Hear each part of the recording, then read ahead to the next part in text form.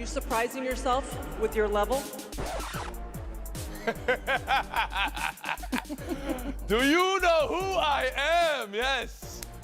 With this panel, the return of Elle Duncan, of Emily Kaplan, of Monica McNutt. Blackestone's always here. Let's go. Ladies, I haven't seen you in a month. JB. You've been traveling the world, all of you. You've been on incredible assignments. Great to have you back. And also Black. Are you surprising yourself with your level? No, I know. It's so great. It's so great. I'm just Serena, you know, so honestly, I Put that never on the get to play put that like on the this memoir, since right? '98, really. Literally, I've had an X on my back since '99. So I don't have anything to prove. I don't have anything to win, and I have absolutely nothing to lose. You see what nothing to lose looks like, you know? Serena, it's an extra superpower for a superhero. That third set, just deconstructing Kontaveit. And the outpouring of love and positive vibes only. Think of it like this. In sports, there's always an opposing team, opposing fans, right? That's not the case here. It's all love and hope, and Tiger fist pumping like he just hit a putt. And there's a tribute after tribute after tribute. Every match, it's the same tribute. It's the Oprah tribute again after the match. Gotta ask you, National Pan, are you beginning to feel like greatness and a great story is combining into a truly special moment that can carry Serena to victory? Around the horn to Elle Duncan.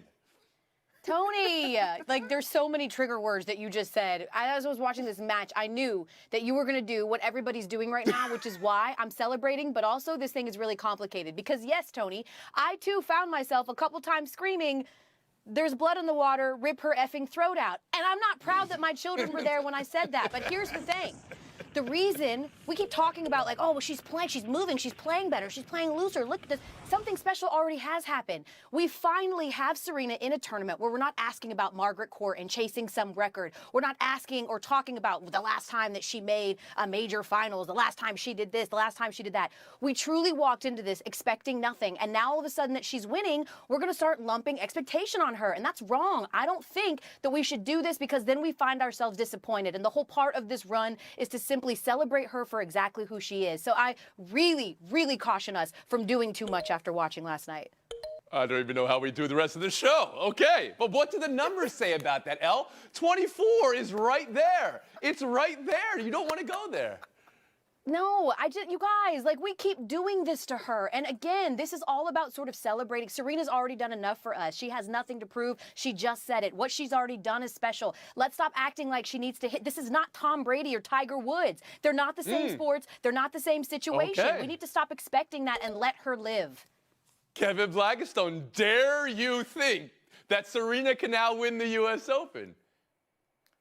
I mean, I think that she can. I didn't think that that was an impossibility. I mean, we are talking about the greatest women's tennis player of all time, and we're talking about her playing on basically her home court. Exactly. I mean, that's what Flushing Meadows is for her. But I will say this, and maybe I'm echoing a little bit of what Elle was saying. The melodrama around this really has gotten to a point where I'm trying to divorce myself from it. And just try It's to too much. enjoy Are you watching. saying the tributes are too much? Are you saying the it nonstop praise and love for Serena is too much? It is. It has become for me. I just want to watch her play tennis. I just want to watch the tennis match. So I have to turn down the volume. I have to look away when everything else is going on. You know what I remember? I remember 1996 in Atlanta. It was Carl Lewis's last Olympics. Everybody knew it was going to be his last. He didn't qualify for the sprints, but he did qualify barely for the long jump. And so we watched him, and he went out and he did his thing, and he nailed his gold medal, fourth time in that event in the Olympics. And it was a big, big deal. But there wasn't all of this, and you could kind of concentrate on what made him so great. Emily Kaplan, we turn to you.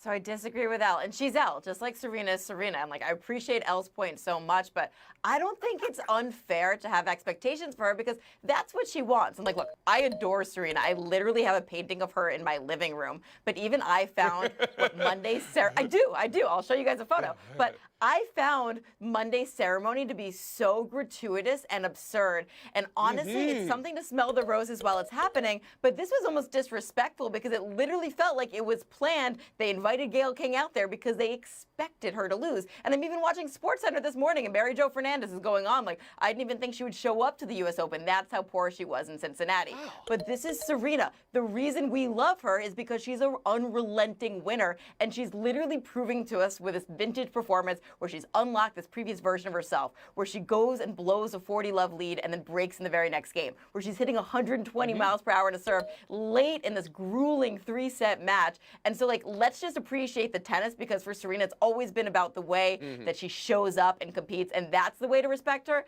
and then we'll get plenty of time to smell the roses later. So let me get this straight. What you're saying is just appreciate the tennis, and we'll get to the tributes later. Okay. Monica McNutt, bring you in here. I'm inclined to lean with Emily on the first night ceremony. I was like, oh, so great. Everybody clearly thinks she's going to lose the next match. What happens if she wins, which she did? I will say, I think through all of this, we've got to be really mindful to listen to what Serena has said. She's talked about not having the pressure, about being able to be free and celebrate the body of her career. But even further than that, if you go back to her podcast with Meghan Markle, Archetype, she really talks about the things that she wants in her next chapter. And so whether we're a little bit uncomfortable in that second set where she looks terrible, or a little bit uncomfortable with all the praise or the expectations, like, it's not about us. Like, we've had the privilege of enjoying 2 decades long of great tennis from this incredible woman. I'm almost hesitant to ask her, scared to ask that I might get what Evie got and what Xander got. But do you think the tributes and playing doubles tonight is a toll, an emotional toll that Serena shouldn't be getting, Elle? No, let her do it. Listen, this U.S. Open should be whatever she wants it to be because it's going to be her final one, and that's my point. Let's not put our expectation of wanting to see some storybook ending on it. Let's just appreciate it for whatever it is, whether it lasts 2 matches, 3 matches, or more. And Kevin Blackistone. Her next opponent is also playing doubles. This, unfortunately, is what women have had to do at this level of tennis. And so this is just a reminder of what Venus and Serena have done for women in tennis. They no longer have to do this if they don't want to. She certainly does, and that's tonight, 7 o'clock at Arthur Ashe. And, you know, they've never actually had doubles in primetime. You're seeing it tonight. Another chance for a tribute. Roll that Oprah. We'll move on. Russell Wilson getting paid by the Broncos. 5 years, $245 million. The guarantee is $165 million, which means he's the second highest paid quarterback and player in NFL history, and with average annual salary only behind Aaron Rodgers. He signed through age 40. Kevin Blackistone, around the horn to you. Does this deal make sense? It makes plenty of sense to me, Tony. You know what I like to say? There are 2 teams in the NFL, those that have a quarterback and those that do not. And the Denver Broncos have found another one in Russell Wilson. You're talking about a guy who you can compare to Brady, Manning, Rodgers in terms of their first 10 years in the league and throwing touchdowns. That's how prolific he's been in his career. So they found this guy, and they have locked him up. He's had a healthy career. He's a winner no matter where he's been. And I assume that he's going to be a winner in Denver, too. So I think this is a really, really smart move. I don't think this is out of the arena at all. Kaplan? Part of me hates giving this much money and this many guaranteed years to a guy that literally hasn't taken a snap with your franchise. However, you've already given up first-round picks and assets in the future. And then, as Kevin says, if you look at his career, only once in 10 years has he not met 16 games and played all 16. That was last year. That was the only year he's also been a loser. So he's very durable. He's very consistent. And if you're these new owners coming in, you're saying, we haven't beaten the Chiefs in 7 years. What's the biggest difference between us and the Chiefs in that span? Oh, yeah, they have an all-world quarterback. And Russell Wilson is not Pat Mahomes, but he can keep up enough with Pat Mahomes and the other guys in that division, so I'm fine with it. El Duncan? Yeah, those new owners, the richest owners in the NFL, and because it's Walmart, I hope that his contract also came with a set of new tires and a garden hose. I'll say this.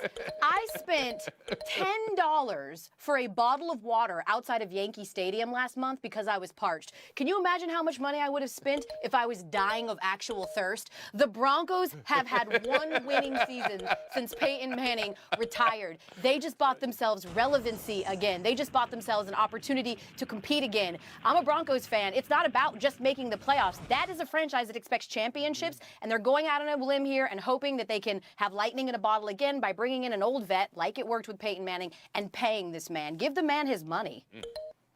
give the Duncan her points. And Monica McNutt. The comparison to Peyton Manning, who was much further along in his Correct. career. No, but I hear you. Ultimately, the Denver Broncos now have a quarterback. It's hard to knock this deal. More than anything, I looked at it and was like, oh, so we're just doing everybody into their 40s now? The length was a little funny to me. But other than that, you can't knock the body of work that Russell Wilson has provided. And so kudos to the Broncos, because I'm definitely a fan of a team that has struggled with the quarterback for a very, very long time. Well, then another angle for this story, if you're all in agreement. Emily, you're Lamar Jackson. You're Lamar the quarterback, and you're Lamar the agent. How do you react to today's news? If I'm Lamar, I'm hiring an agent because I think that an agent would have recommended he hold in during this training camp, because an agent can take a guy like Deshaun Watson, who has nearly 24 credible accusations of sexual assault against him, and understand the market and still get him the largest guarantee in NFL history. Meanwhile, his leverage is losing by the day now, because if he wants that guaranteed money, now the Ravens are like, well, wait, actually, Deshaun was the outlier, and actually, this is actually the precedent where you don't get this much guaranteed money, and yada, yada, yada. So if I'm Lamar Jackson, this is not a good situation, and I hire an agent. It actually gives you great clarity, because you can prove that Deshaun Watson was anomalous if you're the Ravens, and then you have a starting off point. Like Russell Wilson's making $165 million guaranteed. Kyler Murray's making like $190 million guaranteed. You're somewhere in the middle. I think it actually narrows his focus. And Blackstone. I compare Lamar should be compared to Kyler, should be compared to Deshaun, 25, 26-year-old quarterbacks. They don't have the body of work, as Monica would say, of a Russell He Wilson. does have one MVP, though, of both. One. No But MVP. what do the numbers say? L. Duncan in the lead, 21 points. Everyone playing for second. You can buy herself. He's just out. The sky evened up with the sun, the finest vintage of Candace Parker. And ball movement and efficient offense. We'll get to that in a second. How the Aces evened up with the Storm. This one was a lot sweatier. Vegas was down after the first. Asia Wilson's bounce back was needed, and it came, especially in the second and third. Still needed to hit those clutch free throws to keep the Storm back in the fourth. Start with that game, Monica. What's the takeaway? Is it as simple as Wilson versus Stewart, best game wins? Ooh, as tempting as it is, Tony, that is an oversimplification. Listen, the Storm have Jewel Lloyd and Sue Bird, and on the other side for the Aces, there's Chelsea Gray and Kelsey Plum.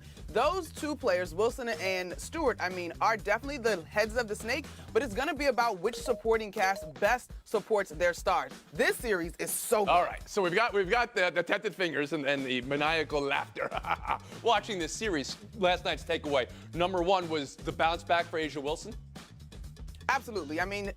When she's scored in single digits, she averages 25 points in that bounce back game. So she did exactly what she was supposed to do last night. You saw the Las Vegas Aces move the ball much better offensively and take away some of those transition points they gave up in game This one. panel just realized they got into a conference semifinals debate with Monica McNutt. Emily Kaplan, I'll bring you in here. What if I do the evil hand? Well, I do reward points for that. I'm very impressed. Okay, cool. What I see in Kelsey Plum is something awesome, because here's a girl smack-talking Sue Bird, who's a woman that How she grew up about that? idolizing. Yeah. That's pretty cool. But she showed up defensively. It's about the guards, because they were 0 for 7 with Kelsey Plum as the primary defender in game 2, where in game 1 she was a little less stout defensively, so that's big. Evan Black is don't take away from Storm. Well, I'm still deflated by what the Storm did to the Mystics here in D.C., but I gotta focus on Wilson. She had a bad game. She comes back with 33. She was iced in the second and in the third and fourth periods. Hit those free throws. She is the bellwether for that team. Supporting cast or not, they will ride her. L. Duncan. First time in WNBA postseason history that opposing players had 30 points and 3 blocks. Cue the gladiator meme. We are entertained. This is what we came for. I love it. But if you're Seattle, I think you're feeling pretty good, because Chelsea Gray has been unbelievable. She's shooting 68% from the field, but you're going home, you split the series, and you're hoping to get Gabby Williams back, who could be a defensive presence and also an offensive one if she's So healthy. you're almost saying advantage Seattle. Monica, do you abide by that? Listen, it's a really tough argument. You could get into the nitty-gritty of both teams, but the Aces have played better through the course of the regular season. Yes, this is a different ballgame now in the postseason, but I think if Kelsey Plum is able to continue to play well, and Chelsea Gray, it's just a lot. Duncan back in. You want to oppose, please. Jewel Lloyd had 8 points last night, right? The last time she was held to single digits, she bounced back with a 38-point performance. I don't think we're going to see that in Game 3, but I'm just saying it was still a really tight game. There's still more on the she table. wasn't even a factor. Love how McNutt says it's a really tough argument. That's what you're here for. Come on, you're not in the mood. You get in the mood. Candace Parker, looking over at Serena, looking over at Pujols, looking over at Tom Brady, of course. She's like, I'm still in my prime here. Monica, what are you buying? What are you selling from Chicago's win? I'm buying Candace Parker, and I'm wondering if she's going to be too much for the Connecticut Sun to overcome. Not because she's only the second player to average 15 points, 10 rebounds, and 5 assists through 5 games in the postseason, but because of what she's doing mentally and the way that she's leading the reigning champions potentially back to the finals. Emily Kaplan. I'm buying, and I know it's easy, but this is like the last dance because all of the starters on Chicago, except for Kalia Copper, are unrestricted free agents. And while it was the Candace Parker show in Game 1, she finally got the supporting cast, and they were moving the ball in Game 2. So I like Chicago, and I like their last dance. Stone, take away from Sky Win. Balance and efficiency. 5 starters in double figures and efficiency, 50% shooting, 40% from the 3. I mean, this is the team that you thought you would see. This is the type of team that can repeat and do something that's happened in WNBA in almost, 20 years now. To repeat, yeah, it has been 20 years since the Sparks did it. And Connecticut mucked it up in Game 1 a little bit. That's how they are defensively, Elle. Any takeaway from the first 2 games here? That's exactly what they did. They played their way in Game 1, and it was back to the Sky's way in Game 2. Pretty. They were passing the ball. I think 22 assists and 32 made baskets. But more importantly, Candace Parker is a joy killer in the best kind of way, because outside of the fact that she was facilitating and scoring and playing defense, every single time they would get a little bit of momentum, here she would go with some stifling or snuffling moves. So she is a joy killer in the best way. We talk about Serena's performance last night. The Queen, Candace Parker, was on one. Buy or sell 3, the New York Yankees. Their lead was 15.5 on July 8th. It's 6 now, September 1, over Tampa. And the Yankees play 6 of their next 10 against the Rays starting tomorrow. Their worst month in franchise in 31 years, Emily Kaplan. Should they be worried? Part of me is not worried because it's a bunch of one-run games. It's not a bunch of blowouts. At the same time, they can't hit. 12 games with 3 hits or fewer, including half of those in the last month. They only have 1 productive infielder, while the rest of Major League Baseball is calling up their star prospects. They refuse to call up Oswald Peraza. So I'm not super concerned, but they need to make some adjustments. So let me get this straight. If I'm hearing what you're saying, you're not concerned, but you are concerned. Kevin Blackistone, how about you? I'd be concerned because all 4 of their tires have puncture marks in them right now. Injuries, the pitching, including the bullpen, was already weak, and now it's the Aaron Judge show on offense. They need to rectify that if they expect to go far into the playoffs. Elle Duncan. Of course. When are we supposed to panic? Like a dummy, I sat on this very show like a month ago, and I was like, well, I mean, really, I'm not worried about them losing the division because, they've got an insurmountable lead. I'm really worried about their... All right. That insurmountable 15.5 game lead is down to 6. If you're not panicking now, when are you panicking? Outside of home field advantage, we're talking about them not even winning the division, potentially. That's nuts. I don't know how I feel about your Elle Duncan impression, but Monica McNutt, how about you? I'm not willing to panic because to KB's points, tires with punctures, well, they can be plugged in. You can get healthy, and then you can get back on your stride. Nestor Cortez is set to return shortly. That'll give him a boost in terms of pitching. You know what Judge brings. If Stanton can find his bat, baseball's a long season. I'm not tripping. Biggest choke in regular season history is 13 games, so this would be the biggest. They already have the biggest choke in playoff history. Emily Kaplan, Kevin Blackistone, front row seats for Showdown. Monica McNutt and Elle Duncan next. Monica, Elle, good luck in Showdown. Aaron Donald indicating it was just practice when he said, quote, it was just practice, end quote. We're still talking about the helmet incident because the NFL hasn't even made a move here on anything since it happened. What do you think of the way this kind of just disappeared, and was it just practice? Monica McNutt? Well, with all respect to all that Allen Iverson was going through at the time, we talking about practice? I think Aaron Donald is onto something in terms of where this took place. This was a scrimmage between 2 teams. Things get heated. I think things look a lot worse to us on the outside than teams just practicing against one another. I don't think it's a big deal. And on top of that, too, any punishment would have to come down from the Rams. So we're going to expect them to self-punish one of their most important players in their follow-up to their Super Bowl championship run. Please, y'all stop. Move on. Okay, all right, you take a helmet to the head. I mean, honestly, what are we doing here? We'll move on. Showdown 2, Gunnar Henderson, one of the best prospects in baseball. Got the call up to the Orioles before September 1 so he can play in the playoffs. And hit a home run in his first major league game. Al, what was more impressive, hitting the home run in his first game or the hair of it all?